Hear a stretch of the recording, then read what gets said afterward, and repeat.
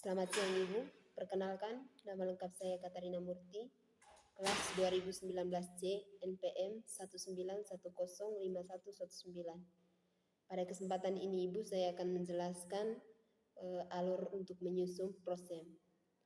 Untuk tidak memperpanjang waktu, saya akan memulainya.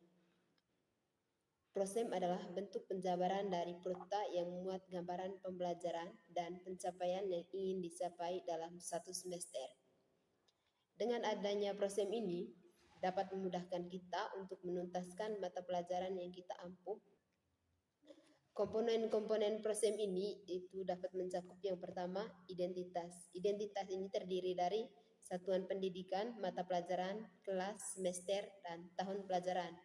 Kemudian yang kedua dari komponen prosem ini, format isian. Format isian dimulai dari materi, tema, alokasi waktu yang telah terinci per minggu.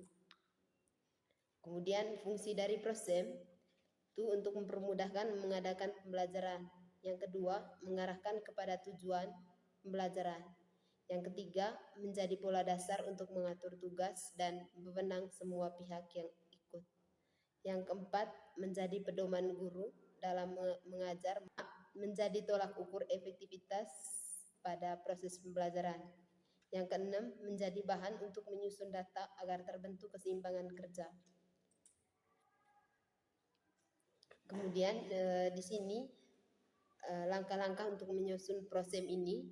Yang pertama itu kita menentukan kompetensi dasar, topik, subtopik, topik, materi atau bahasa ke dalam program semester yang telah tersedia formatnya. Kemudian kita masukkan kompetensi dasar, topik, subtopik yang tadi.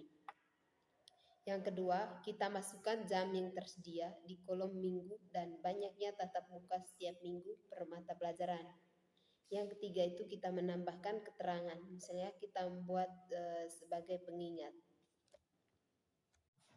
Kemudian yang kedua Ibu, alur untuk menyusun RPPM, di mana rencana pelaksanaan pembelajaran mingguan itu merupakan rencana kegiatan yang disusun untuk pembelajaran selama 1 minggu. Perencanaan kegiatan mingguan dapat berbentuk jaringan tema. Jaringan tema ini juga dapat berisi proyek-proyek yang akan dikembangkan menjadi kegiatan-kegiatan pelajaran.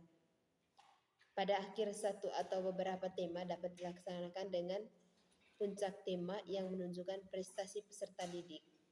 Puncak tema ini juga dapat berupa kegiatan, antara lain membuat kue, makan bersama, pamer hasil karya, pertunjukan, panen tanaman, dan kunjungan.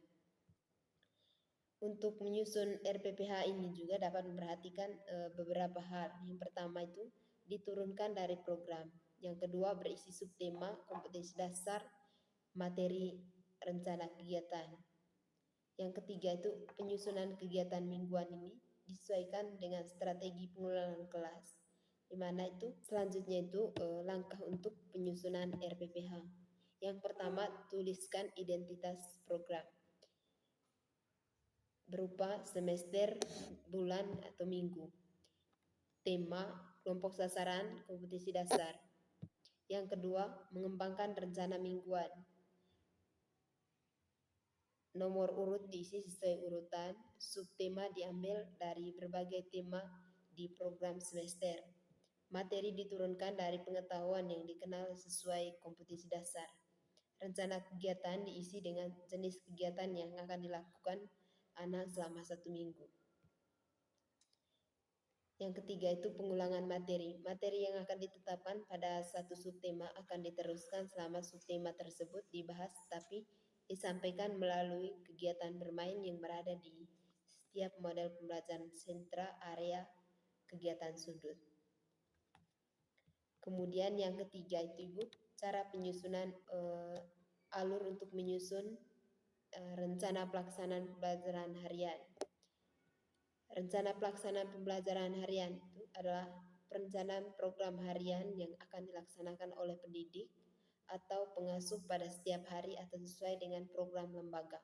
Komponen RPPH antara lain tema, subtema, subtema, subtema, alokasi waktu, hari, tanggal, kegiatan pembukaan, kegiatan inti, dan kegiatan penutup. Dalam cara penyusunan RPPH, yang pertama disusun berdasarkan kegiatan mingguan. Kemudian yang kedua, kegiatan harian ini berisi dengan kegiatan pembuka, inti, dan penutup. Yang ketiga, pelaksanaan pembelajaran dalam satu hari dilaksanakan sesuai dengan prinsip-prinsip pembelajaran. Yang keempat, penyusunan kegiatan harian disesuaikan dengan kondisi satuan pendidikan masing-masing dan menggunakan pendekatan saintifik. Yang kelima, kegiatan harian dapat dibuat satuan pendidikan dengan format sesuai kebutuhan masing-masing. Terima kasih Ibu, itu saja penjelasan alur untuk menyusun prosem RPPM, RPPH dari saya. Sekian dan terima kasih.